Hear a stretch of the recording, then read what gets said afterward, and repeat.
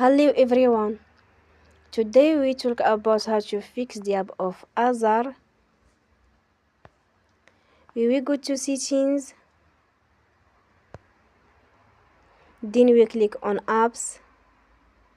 After that you will search the app Azar and you will click. Then you will on for stop. After that you will go to storage.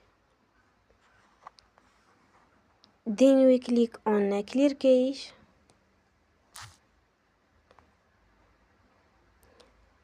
In the end, turn off your phone and you will recharge your phone again. Don't forget to support us by like and subscribe.